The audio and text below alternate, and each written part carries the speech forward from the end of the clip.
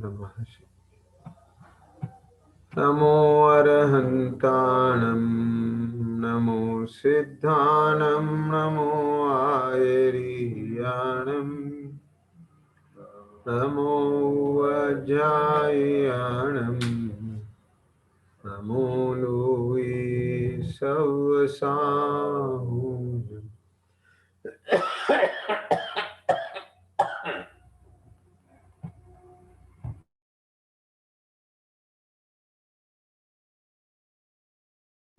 तीन भुवन में सार वीतराग विज्ञानता शिव स्वरूप शिवकार नमः त्रियोग समाहिते।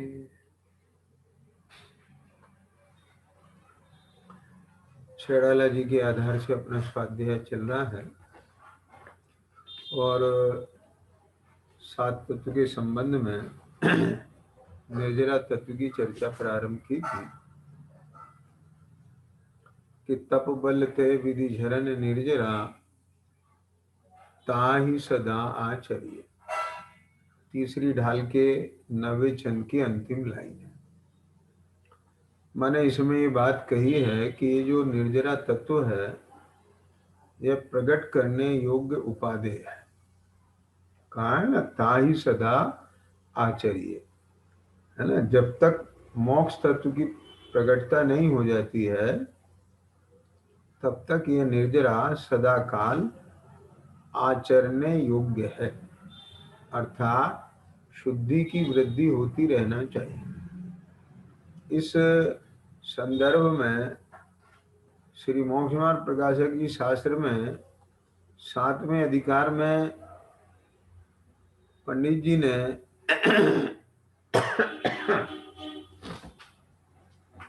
जो निर्जरा तत्व के अन्यथा रूप की चर्चा की है उसके आधार से कल अपन ने चर्चा की थी कि जो व्यवहाराभासी जीव है वह निर्जरा के नाम पर निर्जरा का स्वरूप क्या समझता है।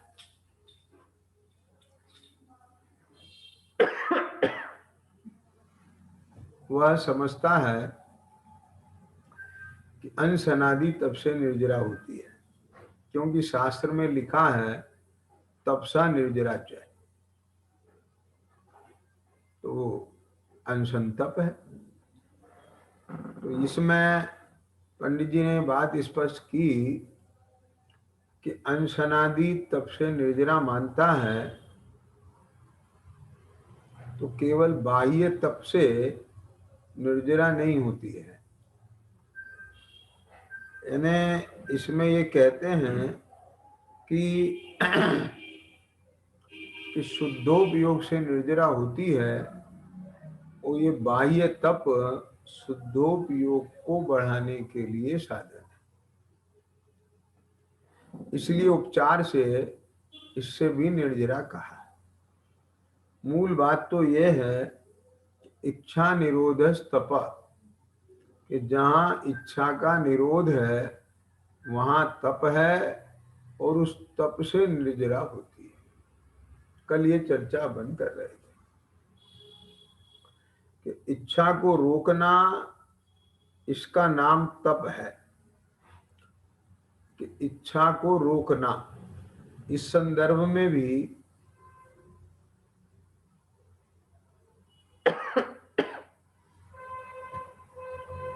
एक बात मैं यहाँ स्पष्ट करना चाहता हूं कि ये पंडित जी ने लिखा है ना कि इच्छा को रोकना इसका नाम तप है। इसमें कुछ लोग कर्तृत्व पूर्वक इच्छा को रोकते हैं, वो रुकती नहीं है, वहां इच्छा को दबाया जाता है। इच्छा तो उत्पन्न हो रही है, इच्छा की तो वासना है ना, अभिलाषा अंदर में पड़ी हुई है, लेकिन प्रवृत्ति में उस इच्छा का की पूर्ति नहीं है। बस इतना समझ लो, ख्याल में आ गया ना। कि प्रवृत्ति रूप निषेध है मां, तो वो ये समझता है कि मैंने इच्छा को रोक ली, है ना। जैसे नृत्य देखने की इच्छा, तो नृत्य नहीं देखा, हमको नहीं देखना है, तो हमने इच्छा को रोक लिया, है ना।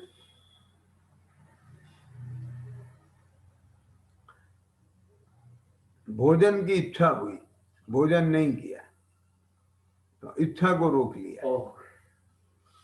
तो ये इच्छा को रोकना माने क्या? ये नहीं है इच्छा को रोकने का मतलब। इच्छा को रोकना माने निरोध, इच्छा पैदा ही ना हो, कि इच्छा उत्पन्न ही ना हो। इच्छा को रोकना माने क्या?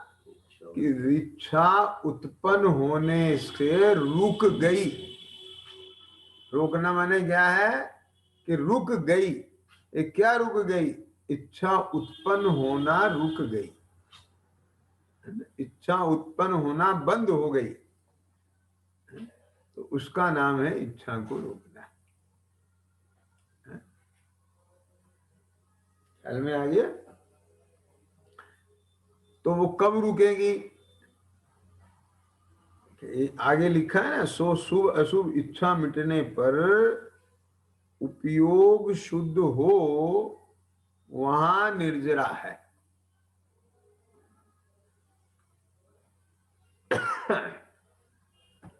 इसलिए तप से निर्जरा कही है। तो उपयोग शुद्ध कहाँ है? कि जहां शुभाशुभ इच्छा मिटी। अब मैं इस बात को उल्टा पढ़ रहा हूं, विनोद जी सुनना। ये लाइन लिखी है ना, आपके सामने ग्रंथ होना चाहिए भैया, अब आपको ज्यादा अच्छा लगेगा, आनंद आएगा। सो शुभ अशुभ इच्छा मिटने पर उपयोग शुद्ध हो वहां निर्जरा है। अब मैं इस लाइन को ऐसे पढ़ रहा हूं कि जहां उपयोग शुद्ध हो वहां शुभाशुभ इच्छाएं मिटी हैं। क्या क्या मिटी है? माने कि अब वहां शुभाशुभ विकल्प उत्पन्न नहीं हो रहे। तो पहले कौन सा काम होगा? कि शुद्ध भाव होगा कि इच्छा मिटेगी?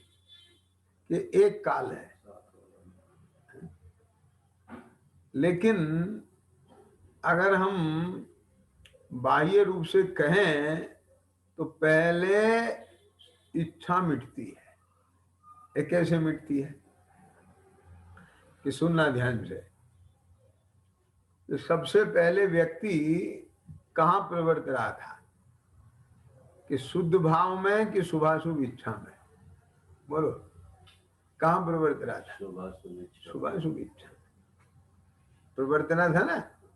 तो पहले जो चीज चल रही थी वो मिटी और फिर दूसरे का उत्पाद हुआ। तो अगर स्थूल रूप से कहेंगे तो क्या कहेंगे?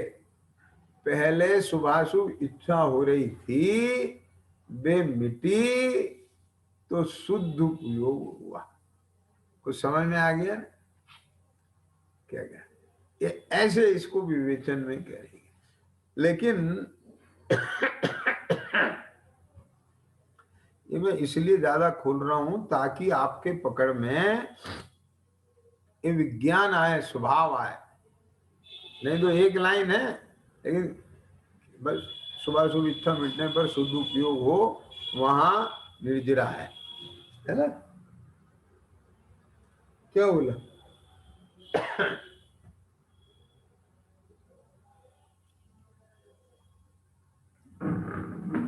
कि शुभाशुभ इच्छा मिटने पर उपयोग शुद्ध हो वहां निर्जरा है। तो उपयोग शुद्ध कहाँ होता है? कि जहां शुभाशुभ इच्छाएं नहीं होती हैं। तो पहले से तो इच्छा चल रही थी ना, तो वो एकदम मिट गई? नहीं, कल यही बात चालू की थी हमने। कि अपने को जहां से देखने पर इच्छा उत्पन्न होती है वहां से देखना बंद किया।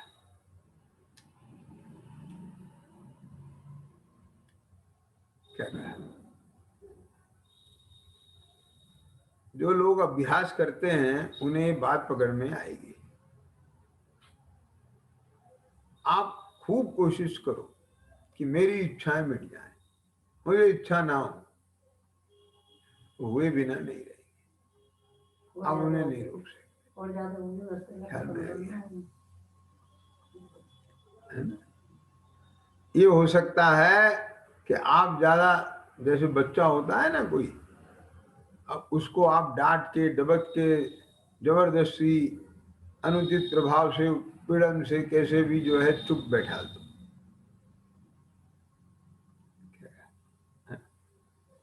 ऐसे नहीं होगी शुभाशुभ इच्छा ऐसे। तो कैसे मिटेंगी? हर आदमी चाहता है मेरी इच्छाएं मिट जाए, इच्छाएं मिट जाए। मैंने बहुत पहले भजन चलता था, मुझे अच्छा लगता था वो, उसकी लाइन अच्छी भी है ना? जो इच्छा का दमन न हो तो, हाँ क्या है आगे? हम्म, ऐसे था वो, कुछ बहुत पुरानी बात है। तो जो इच्छा का दमन ना हो तो लोगों को लगता है इच्छा बैठो, इच्छा बैठो, इच्छा बैठो। तो अब वो इच्छा मिटने के लिए क्या करते हैं मालूम है? कि ये इच्छा करने से पाप का आश्रय होता है। ख्याल में आ गया? इससे फिर कर्मों का बंध होता है, फिर नरक में जाना होता है। ख्याल में आ गया? इच्छा तो बहुत खराब है, इसमें बहुत आकुलता है। क्या समझ में है? समझे ना? जैसे लोक में क्या होता है, किसी बच्चे ने इच्छा करी कि मुझे जो है वहां घूमने जाना है, तो माँ बाप कहते हैं भाई देखो ये तुम्हारी जो डिजायर है ये बहुत कॉस्टली है। क्या कहा? क्या है ये? कॉस्टली है, खर्चीली है, ये अपन अफोर्ड नहीं कर पाएंगे। समझ गए ना?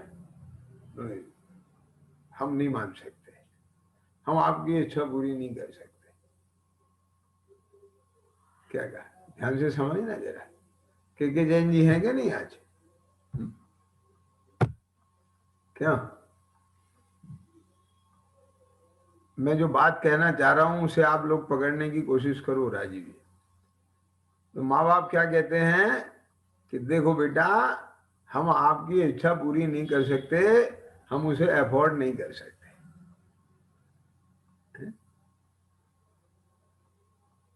है ना?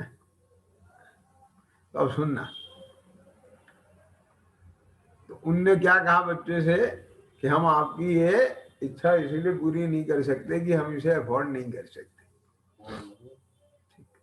माने अफोर्ड मतलब कि हम उसे पूरा नहीं कर सकते, हमारी इतनी हैसियत नहीं है, तो हमारे पे इतना पैसा नहीं है, हम उसको नहीं कर सकते।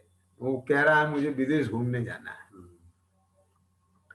तो मेरा इसमें सवाल है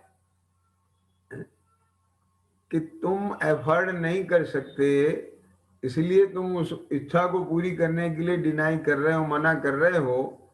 अगर एफर्ट कर सकते तो क्या तब तो पूरी करते ना। बोलो। तो ये क्या कहता है? नहीं ये इच्छा अच्छी नहीं है। सुनना ध्यान से, ये इच्छा पूरी करना अच्छी नहीं है, इसमें बहुत कर्मों का बंध होता है, इससे बहुत पाप का बंध होता है। इसके फल में बहुत नरक और तिर्यंच के दुख सहना पड़ेंगे। यानी इस बात से बार बार ये अपने भीतर में इतना, क्या कहना चाहिए, अपने आप को इतना सोचता है कि उससे क्या होता है कि इच्छा समाप्त नहीं होती लेकिन दबी रहती है, मिटती नहीं है। ख्याल में आ गया?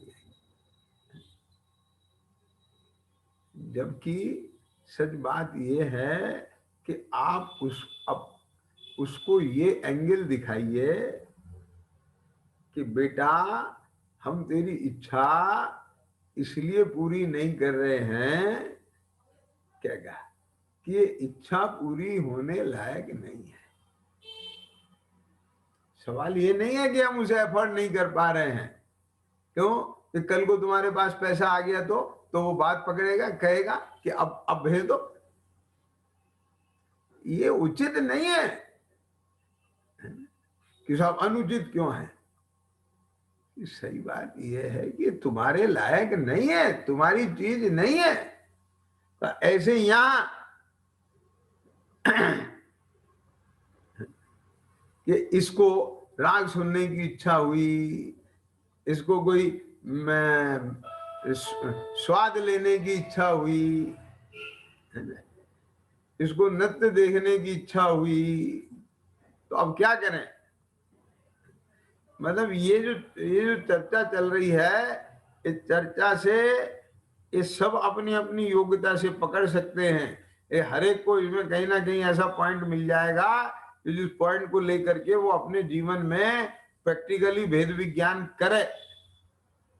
क्या कहा विनोद जी? सुनना ध्यान से, शब्दों को नहीं समझो, मैं जो कहना चाह रहा हूं उस आशय को पकड़ने की चेष्टा करो। कि बोले सही, नृत्य देखने से मालूम क्या होता है? बहुत कर्मों का असर बंद होता है।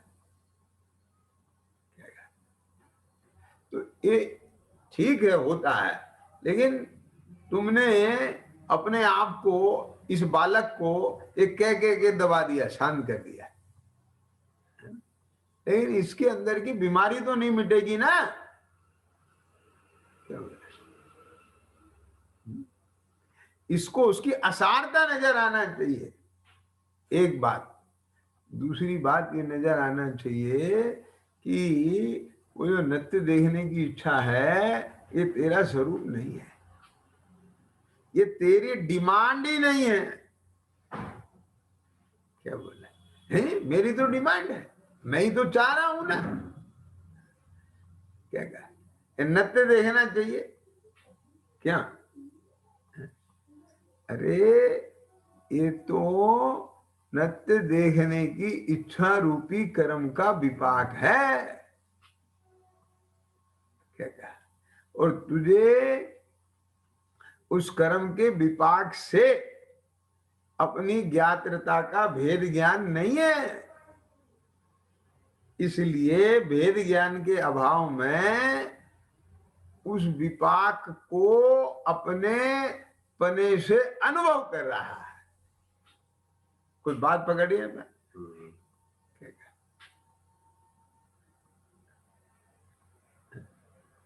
क्या कहा? अपने पने से अनुभव कर। एक चीज जब तक तुम नहीं देखोगे तब तक ये रोग मिटने वाला नहीं है। चिद्रूप समझ में आया बेटा? बोलो।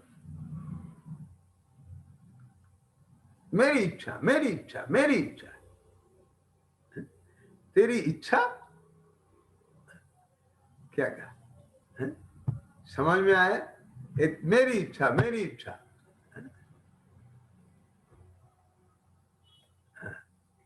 समझे ना? क्या कहते हैं? ये मेरी इच्छा, मेरी इच्छा, मेरी इच्छा की मेरी ज्ञात्रता।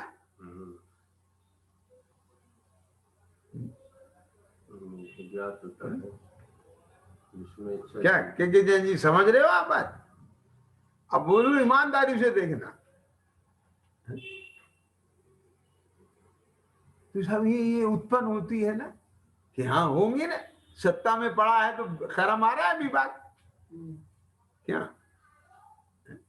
ये तुम्हें डकार आती है तो जो खाया है वो आता है डकार में। क्या ये डकार में जो स्वाद आया तो वो इस बात को बता रहा है कि तूने पूर्व में क्या खाया था। ख्याल में है कि नहीं?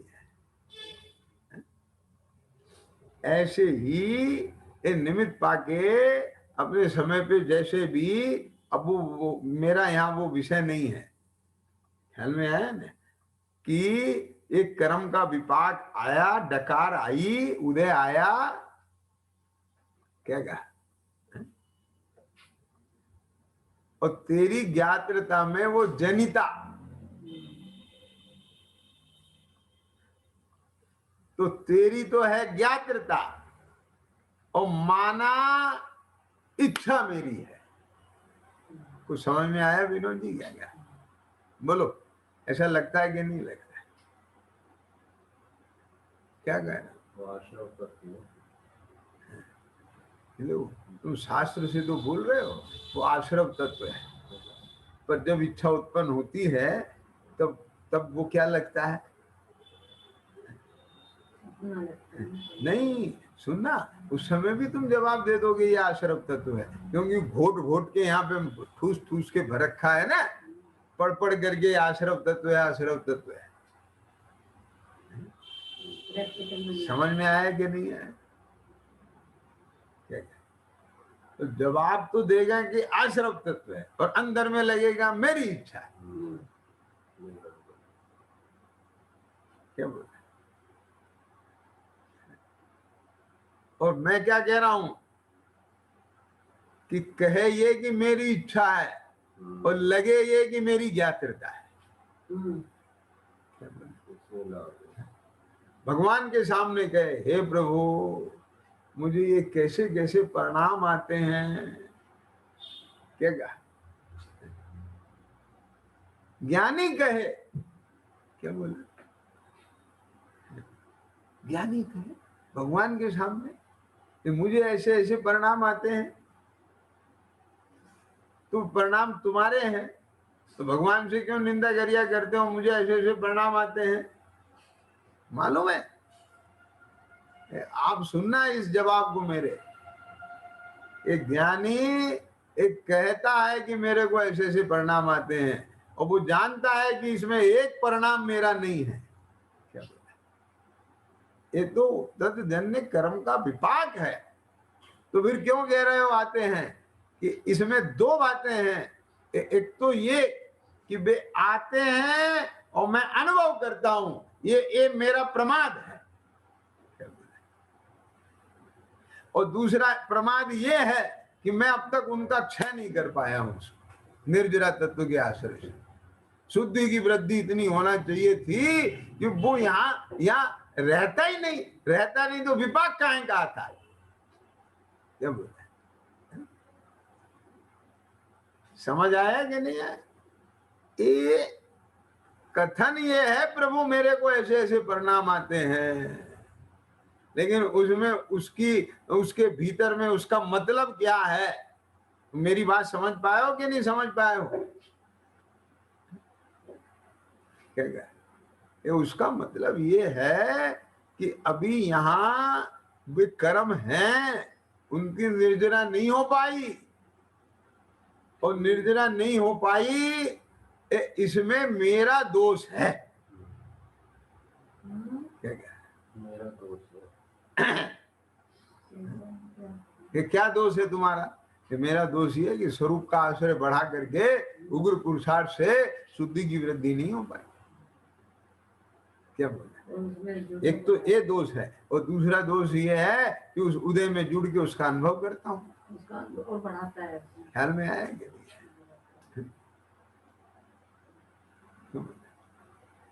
देखो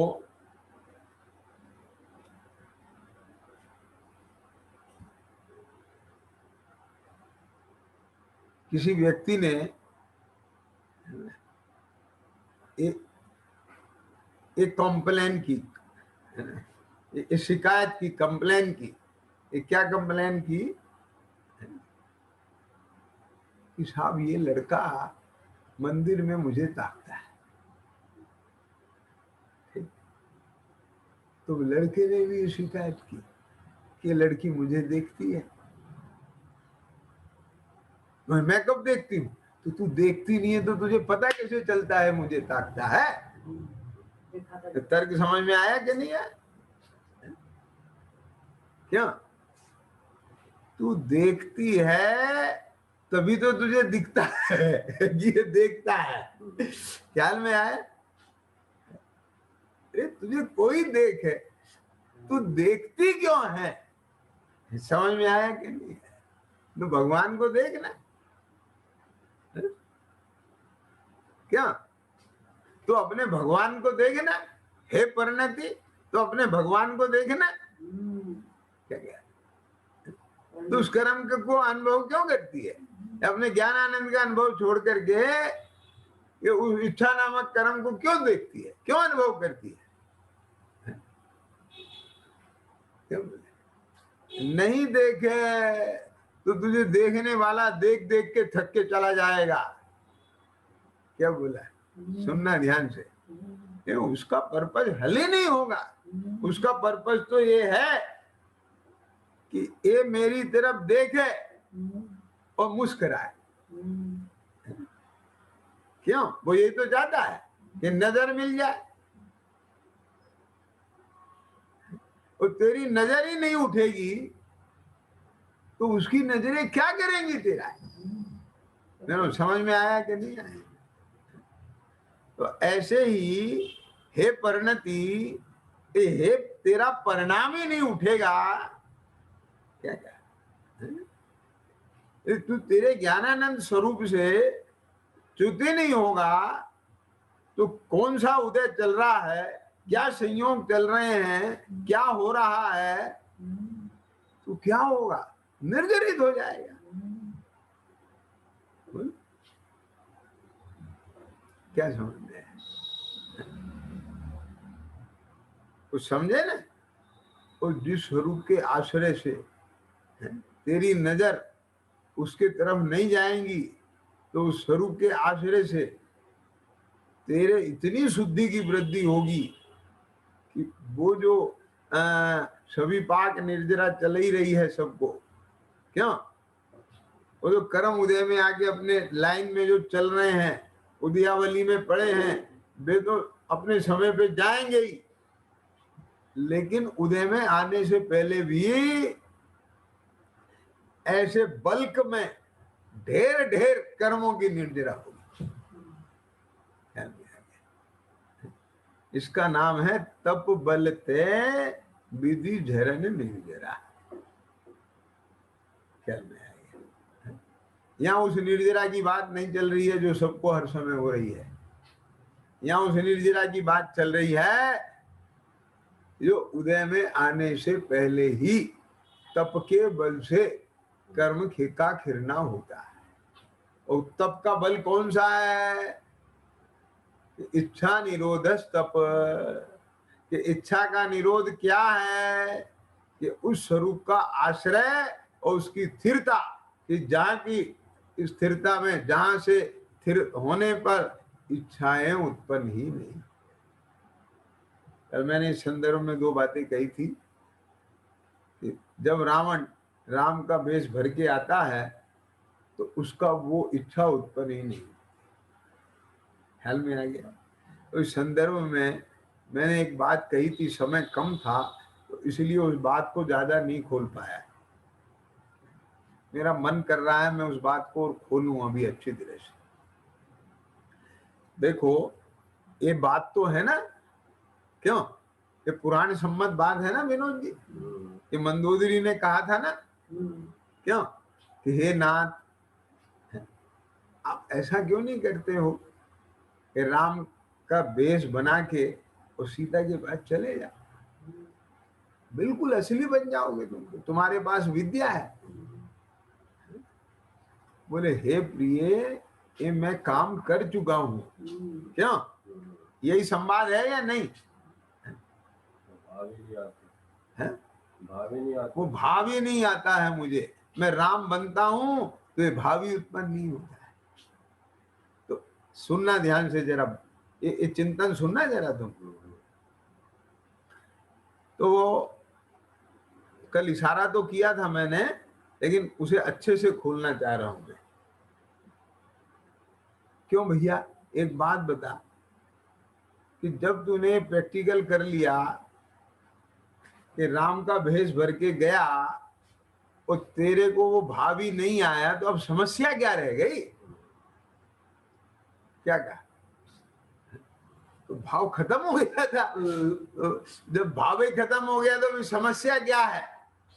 कि सुनना ध्यान से कि भाव खत्म हुआ था लेकिन अभिप्राय खत्म नहीं हुआ था।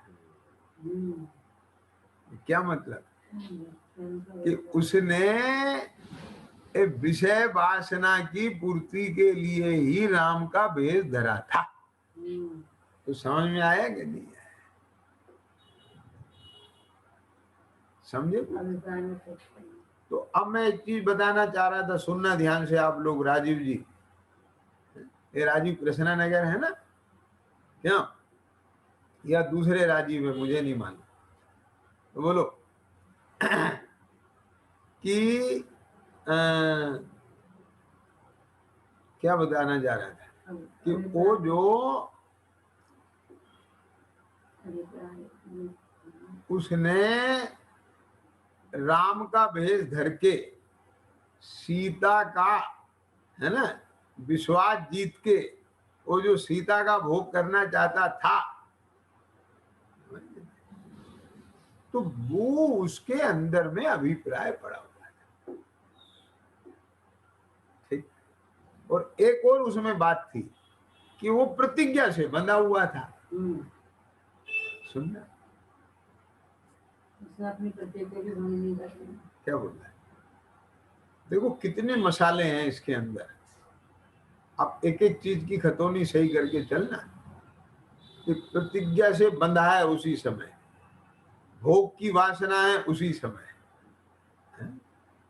और उसके लिए छल भी कर रहा है। ये क्या? ये राम का वेश बनाया और गया।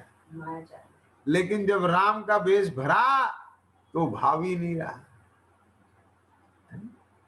तो जब भाव नहीं रहा, मैं एक चीज लेना चाहता हूं कि ऐसे ही जो अज्ञानी मिथ्या दृष्टि जीव है ना विनोद जी, उसको शास्त्राभ्यास के बल से कसाय की मन्दता में, नरक के भय से, स्वर्ग के लोभ में इच्छाएं उत्पन्न नहीं होती। सुनना ध्यान से। और ऐसा लगता है माने इच्छाएं मिट गई हैं। जैसे रावण ने कहा ना कि राम बना तो भाव ही उत्पन्न नहीं हुआ, तो फिर क्या तकलीफ है? तो बना ही रहता ना तो। लेकिन वो असली राम नहीं बना था, वो भोगने के लिए राम बना था। समझ में आया कि नहीं? ऐसे यहां एक कर्म के बंधन से, कर्म की निर्जरा के लिए, क्या बोला? समझ में आया ना? क्या बोला? के लिए राम बना है।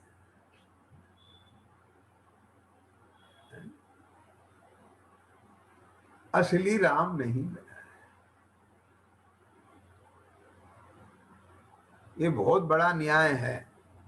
मैं कई बार इस बात को भी बोलता हूं कि मुझे सम्यक दर्शन के लिए आत्मानुभूति नहीं चाहिए। ये आत्मा में अपनापन मुझे सम्यक दर्शन के लिए नहीं चाहिए।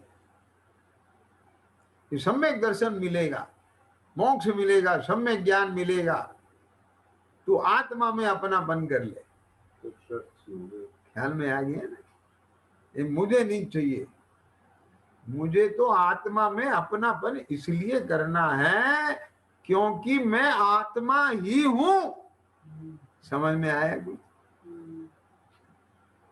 और जब मैं आत्मा ही हूं तो मैं आत्मा में अपनापन क्यों नहीं करूं?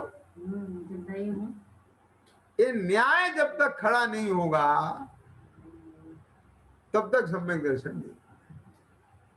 भले ही वो आत्मा में एक दफे नहीं 1,00,000 दफे अपनापन कर ले। होगा कि नहीं? समझ में आया कि नहीं? क्या बोला मैंने? फिर विनोद जी से पकड़ में आई बात तुम्हें? हो जाएगा। क्या है? एक तो रावण यदि राम बनेगा, क्या बोला है? क्या कहा? रावण यदि राम बनेगा। तो रावण का राम बनना माने क्या? ये पर्याय में बैठ के अपने को ध्रुव स्वीकार करना। क्या मतलब?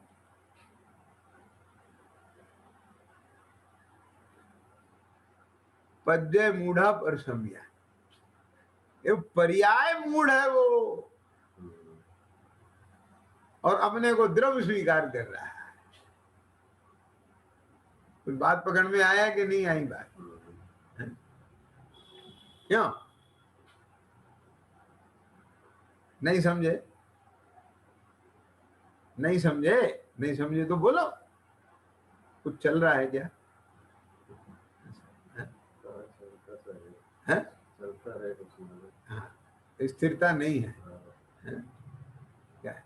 मैं फिर से बोल रहा हूँ, वही कहते हैं ना कि ड्राइवर के पास जागरूक आदमी को बैठना चाहिए।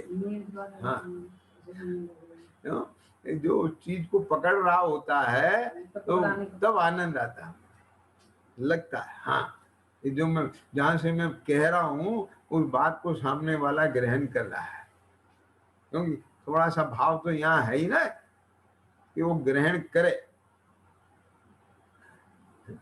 केवल अपने स्वांत सुखाई के लिए तो यहाँ चर्चा नहीं कर रहा हूँ, वो तो अपना चिंतन है, वो अपना व्यक्तिगत चीज है। पर यहाँ है वो बात, पर यहाँ थोड़ा राग इस बात का है ना कि सब लोग समझे बात। मैंने फिर क्या कही बात, फिर से समझ ये इच्छा का निरोध तू क्यों कर रहा है? कि निर्जरा के लिए क्या क्या?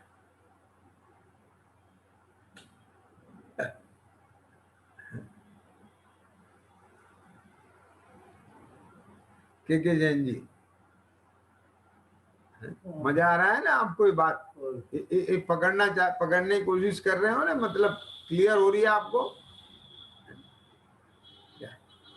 इच्छा का निरोध तू क्यों करना चाहता है?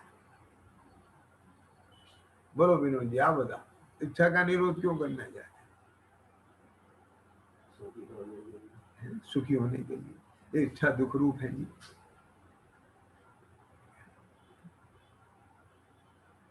समझिए, ये सुनना ध्यान से, इच्छा दुख रूप है, ये बात पक्की है। इच्छा दुख रूप है, सुखी होने के लिए इच्छा का भाव करना चाहता हूँ, ये भी नहीं है। तो मैं तो इच्छा का भाव इसलिए करना चाहता हूँ कि ये जो जहां से देखने पर ये इच्छा उत्पन्न होती है वो मैं हूं ही नहीं। कुछ फर्क समझ में आया कि नहीं आया? क्योंकि यहां आए बिना इच्छा का समूल अभाव नहीं होगा। तुम इच्छा को इसीलिए मेटना चाहते हो कि इच्छा दुख रूप है, तुम इच्छा को इसीलिए निरोध करना चाहते हो कि इच्छा निरोध तप है और तपसा निर्जरा है। चेन समझ में आ रहा है? क्यों चिद्रूप, क्या कहा? तुम आप बिल्कुल सिंपल हो जाओ और तुम अपने अंदर झांक के देखो और 2-4 लोगों का इंटरव्यू ले लो, ये बात समझ में तब आएगी आपको मैं जो बात कह रहा हूं कि तुम इच्छा का निरोध क्यों चाहते हो। दुख रूप है साहब। इच्छा निरोध तप है, तप से निर्जरा होती है। ख्याल में आया ये सब चीजें। लेकिन मैं क्या नजर दिखला रहा हूं कि मैं इसलिए इच्छा का निरोध चाहता हूं कि ये चीज मेरी नहीं है। क्या मेरी नहीं है मतलब कि ये जब उत्पन्न हुई उस समय में मैं अपने को जहां से देख रहा था, जान रहा था, वो स्वरूप मेरा है ही नहीं। क्या तो जहां से देखने जानने पर ये इच्छा उत्पन्न हुई वो मैं नहीं था, तो इसलिए इच्छा मैं हुई नहीं। कि कैसे? इसी न्याय से जैसे राजा ने उससे पूछा, क्यों भाई हाथी खरीदेगा? तो बोले साहब मेरी कहाँ हैसियत है, तू तो कल तो कह रहा था कि हाथी बेचना है क्या। तो बोले मैं नहीं कह रहा था, वो खरीदने वाला जो चला गया। बात समझे क्या नहीं समझे? तो इसी प्रकार कि जहां से जब और जहां से देखने पर इच्छा उत्पन्न होती है, क्या समझ में आया? वो मैं हूं ही नहीं, वो स्वरूप मेरा है ही नहीं, तो फिर ये इच्छा मैं और मेरी है ही नहीं। अब ये पॉइंट समझ में आया? तो इसलिए मिटना चाहता हूं। तो क्या मिटना चाहता है कि इच्छा को नहीं, इच्छा को मिटना नहीं चाहता हूं, मैं तो अपनी दृष्टि को मिटना चाहता हूं। मैं वहां नहीं बैठना चाहता हूं, मैं वहां नहीं रुकना चाहता हूं। एक ज्ञान के तल पे भी, श्रद्धा के तल पे भी, चारित्र के तल पे भी, कि जो मैं हूं नहीं। कथन आएगा मैं इच्छा को मिटना चाहता हूं, और उसमें से मतलब ये होगा कि मैं वहां बैठना चाहता हूं, मैं रहूं आप में आप लीन, कि जहां की लीनता होने पर इच्छा उत्पन्न नहीं होती। तो तू अपने में इसलिए लीन होना चाहता है कि इच्छा को मेटने के लिए, कि नहीं। क्या समझ? क्यों? क्योंकि इच्छा को मेटने के लिए अपने में लीन होना भी एक इच्छा है।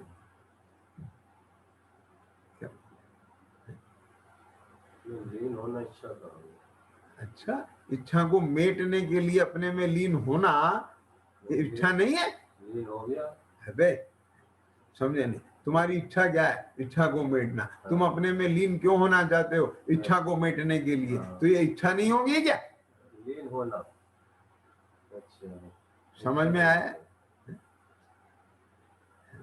हम किसी जैसे वो श्रावकाचार में आती है ना कथन कि पुण्य तो निर्वांछक केहू बंधे है। तो बोले साहब हमने तो अब वांछा करना छोड़ दिया है। क्यों? वांछा वालों को पुण्य नहीं बनता। तो वांछा कहाँ मिट्टी तेरे?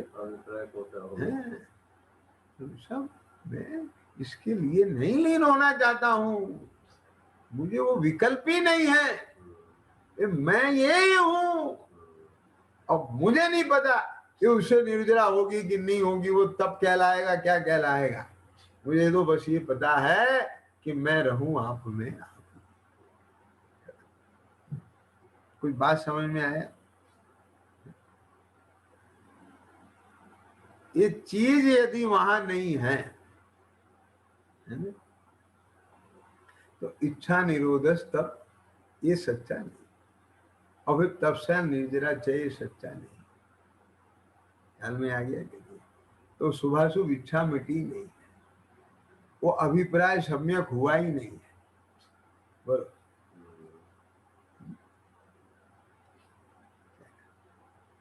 समझ में आ गया?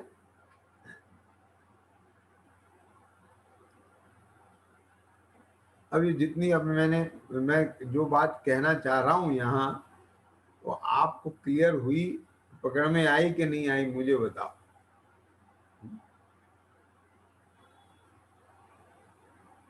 क्यों चिद्रूप? ऐसा नहीं हो कि मतलब वो मुझे जो नजर आ रहा है मैंने उसको तो कह दिया और आपको वो बात पकड़ में नहीं आई है, तो मेरा मतलब हल नहीं होगा फिर। आपको नजर आई है, आप उसे समझे हैं, आपको वो बात जची है, ख्याल बना है, तो बताओ। अब नहीं उसमें तो मैं और स्पष्ट करूं फिर। बोलो कि जैन जी, मैं क्या कहना चाह रहा हूं। हम्म,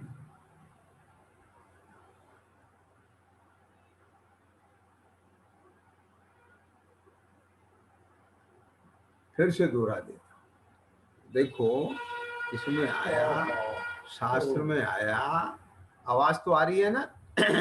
शास्त्र में आया इच्छा निरोधस्तप, ठीक। धवला पुस्तक 13 खंड 5 भाग 4 सूत्र 26 है ना, ये पूरा यहाँ पर फुटनोट में दिया हुआ है शास्त्र में। तो ये आगम में ये बात आचार्य देव ने लिखी, इच्छा निरोधस, बिल्कुल सच्ची बात कि वास्तव में तप वही है जहां इच्छा का निरोध। ये लक्षण है, क्या बोला ये? लक्षण है। ये लक्षण है, ये तप का लक्षण है। क्या लक्षण है? कि इच्छाएं उत्पन्न नहीं हो रही हैं, इच्छा का उत्पन्न होना रुक गया है। तो समझे ना, तब वो स्थिति क्या कहलाएगी कि ये तप है। समझ में आ गया?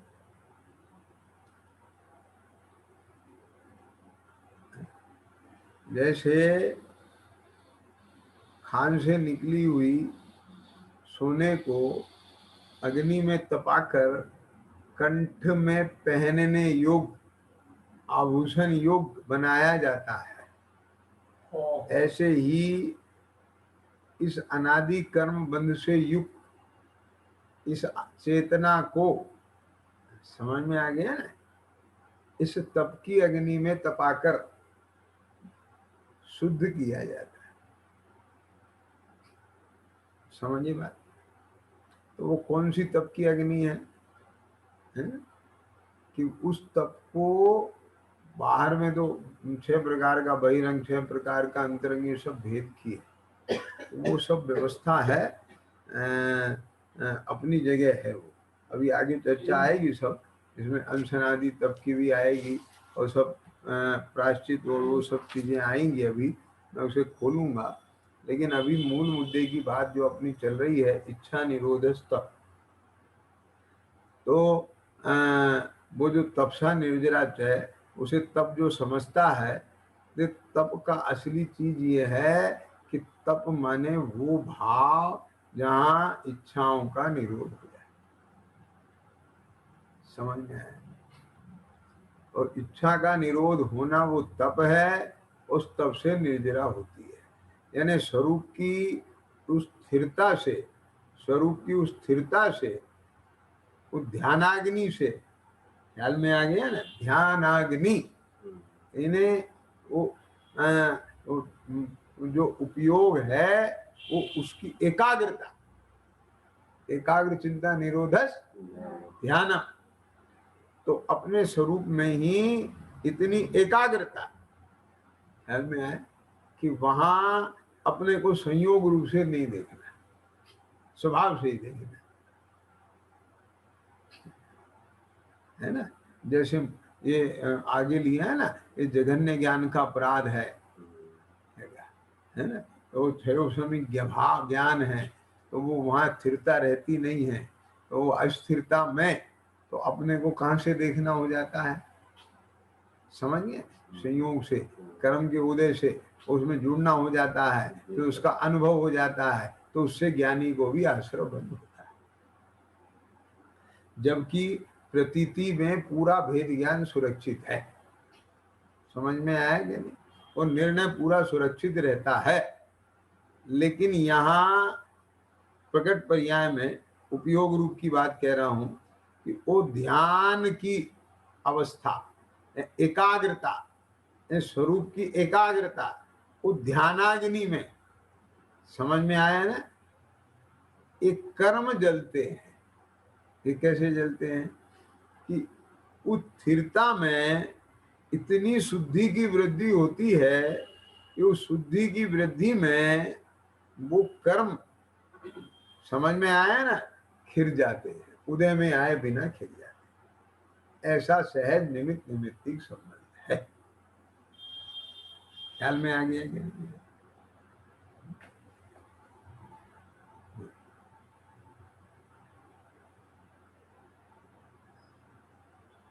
तो ऐसे तप से निर्जरा होती है। और तप क्या है इच्छा जरूरी कि तब तो निश्चय से अपने स्वरूप की स्थिरता है। प्रतिपन्न और फिर वो बाहर से कैसे दिखाई दे कि तेरे को जैसे पहले शुभाशुभ भाव उत्पन्न होते थे ना, अब वे उत्पन्न होना बंद हो गए। ये लक्षण आ गया, ख्याल में आ गया। तो ये तप है। इन सब मैं कब समझूं कि तप हो गया, है ना? तो इस स्वरूप के आश्रय से शुभाशुभ इच्छाएं जब उत्पन्न ना हो तो समझ लेना तेरा स्वरूप के स्थिरता। नहीं समझ में आ गई बात, कुछ समझे? बताता हूँ। जैसे एक बालक है, मोहल्ले में खेल रहा है, दो चार बच्चे उसे धमकाते हैं, हुड़की दिखाते हैं, तो घबराता है। समझ में आ गया? तो दौड़ के कहाँ जाता है वो? अपने माँ की गोद में। ठीक है? तो अब लक्षण बोलो विनोद जी, कि वो माँ की गोद में बैठा है, कि उसकी घबराहट और भय मिट जाए तो समझ लो माँ की गोद में बैठा। क्यों? माँ की गोद में भी बैठा हो तो भी घबरा और तो भी घबराहट हो, ये संभव है? बैठे ही नहीं। तो समझे कि नहीं समझे? तो ऐसे ही तप भी हो और इच्छाएं भी उत्पन्न हो, क्या संभव है? तो इसमें मालूम एक चीज और नजर आ रही है मुझे, मैं बता देना चाहता हूँ। इस विवक्षा से ना ये नकली और असली तप का भेद हो जाता है। ये कैसे कि यदि तेरे अंतर से इच्छाओं का निरोध नहीं हुआ तो बाहर में जो तेने 12 प्रकार के तप का जो पैकिंग लिया है, अवलंबन लिया है, वो भी सम्यक नहीं है। नहीं समझ में आ गया? और सम्यक भी हो, भगवान के कहे वाणी के अनुसार तेने आचरण भी किया हो, है ना? क्या कहा? माँ भी असली हो, समझ में आया ना? पर तूने उसे उसे उस रूप में नहीं जाना दे। या यदि तू वास्तव में उसी रूप में देखता जानता तो तेरा भय मिटे बिना नहीं रह सकता। आगे समझ में नहीं आई? इच्छाओं का निरोध हुए बिना नहीं रह सकता था। अब बात समझ में आया ना? इस लाइन में बहुत बल है। ये कौन सा? इच्छा निरोध।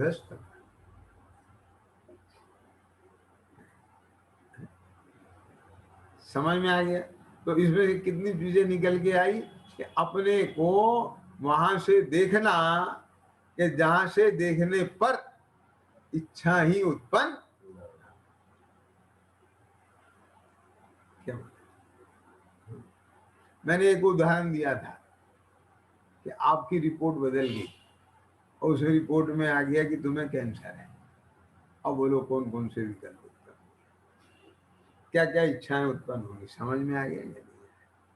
और फिर बाद में ये नक्की हो जाए ये तो रिपोर्ट बदल गई थी, आपको कैंसर नहीं है, तो अब बोलो इच्छाएं उत्पन्न होंगी क्या?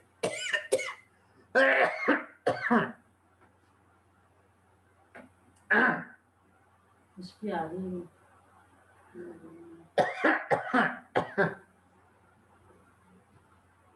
क्या कहा है? समझे कुछ?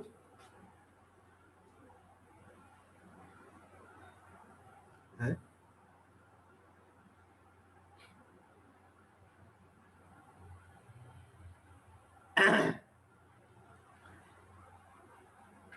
उसका नाम है उपयोग शुद्ध, शुद्ध उपयोग होना।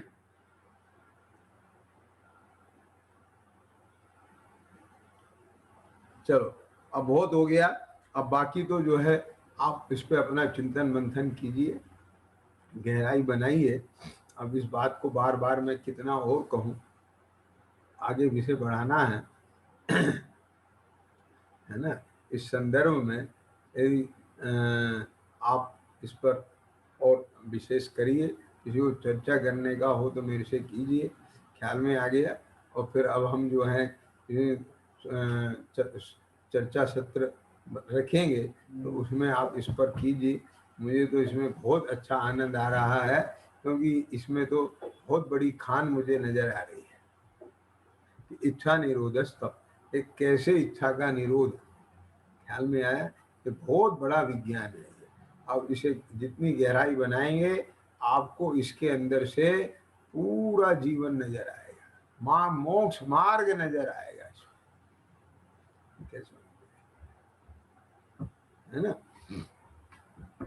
तो मैं दोहरा देता हूँ कि इसमें कि वो अनशनादि तप से निर्जरा मानता था, लेकिन केवल बाह्य तप करने से तो निर्जरा होती नहीं है। बाह्य तप तो शुद्धोपयोग बढ़ाने के अर्थ करते हैं, शुद्धोपयोग निर्जरा का कारण है। आप समझ गए ना। तो शुद्धोपयोग निर्जरा का कारण क्यों है कि शुद्धोपयोग कब होता है कि जहाँ केवल अपने को अपने रूप से वही श्रद्धा ज्ञान चारित्र का एक रूप करना है, कोई शुभाशुभ राग नहीं है।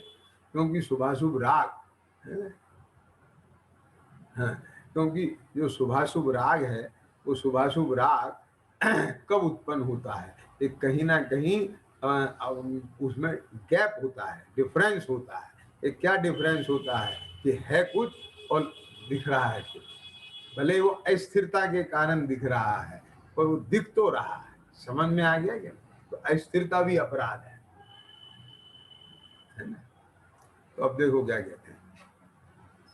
तो यहाँ कहते हैं कि पराधीनता से है ना, तो इसलिए निर्जरा का कारण है शुद्धोपयोग, और उपचार से तप को भी निर्जरा का कारण कहा है। यदि बाह्य दुख सहना ही निर्जरा का कारण हो तो तिर्यंच आदि भी भूख प्यास सहते हैं, तब वह कहता है कि वे तो पराधीनता से सहते हैं, स्वाधीनता से धर्म बुद्धि पूर्वक उपवास आदि तप करे तो उसके निर्जरा होती है। ये कौन कह रहा है? अज्ञानी। कि हम तो देखो स्वाधीनता से सह रहे हैं ना, ये समाधान धर्म बुद्धि से बाह्य उपवास आदि तो किए, वहां उपयोग शुभ अशुभ और शुद्ध जैसा परिणमित हो वैसा परिणम हो। बहुत उपवास करने से बहुत निर्जरा ये व्याप्ति नहीं है ना। थोड़ी निर्जरा ऐसा नहीं है। तो क्या है कि जैसा तुम्हारा शुभ अशुभ और शुद्ध उपयोग होगा तो उसके अनुसार बंद और निर्जरा होगी। यदि शुभ होगा तो शुभ बंद होगा, अशुभ होगा तो अशुभ बंद होगा, और शुद्ध होगा तो निर्जरा। तो उपवास आदि तप मुख्य निर्जरा का कारण कैसे रहा? तो मुख्य निर्जरा का कारण कौन रहा कि शुद्ध उपयोग निर्जरा का कारण। तो तत्वार सूत्र में तो लिखा है साहब तपसा निर्जरा च, यहाँ लिखा है। तो आगम में तो ये भी कहा है ना, इच्छा निरोधस तप। तप की परिभाषा क्या दी है? इच्छा निरोधस तप। इच्छा को रोकना इसका नाम तप है। तो भाषा क्या लिखी है यहाँ? इच्छा को रोकना उसका नाम तप है। तो ये रोकना शब्द का भी मैंने खुलासा किया है। इस रोकना का मतलब जबरन रोकना नहीं लेना। ख्याल में आ गया कि नहीं आया? क्या कहा? जबरन रोकना नहीं लेना। और जबरन रोकना भी होता है, ये भी मैं खोल देता हूं कि कैसे। कि जब स्वरूप के आश्रय पूर्वक सहज रुकता है, उससे पहले बुद्धि पूर्वक जबरन रोक करके स्वरूप की सन्मुखता और स्थिरता का पुरुषार्थ होता है। उस अपेक्षा से जबरन रोकना भी पहले पूर्वतर व्यवहार में आता है। समझ में आ गया कि नहीं आया? तो जहां जहां ये योग थे तहां समझ वो थे, है ना। ख्याल में आया ना। उस में एक ही चीज को पकड़ करके सर्वथा नहीं चला जा सकता। ख्याल में आया? जहां हम जिस अपेक्षा से बोल रहे हैं आप उसको उतना ही समझिए। बाकी सब गुण धर्म भी हैं, एक को मुख्य कर रहे हैं तो बाकी का अभाव नहीं है। तो इच्छा को रोकना इसका नाम तप है ना। सो शुभ अशुभ इच्छा मिटने पर उपयोग शुद्ध हो, वहां निर्जरा है, इसलिए तब से निर्जरा कही है ना। इसमें एक चीज और स्पष्ट की है कि वो कौन सी जगह है, वो कौन सा तत्व है, वो कौन सा भाव है, स्वभाव है कि जहां से अपने को देखने जानने और स्थिरता होने पर इच्छाएं उत्पन्न नहीं होती। तो वहां जब तक नहीं पहुंचेगा तब तक वास्तव में इच्छा का निरोध सम्यक नहीं होगा और तप नहीं होगा और निर्जरा नहीं। सहजानंदी शोध स्वरूपी अविनाशी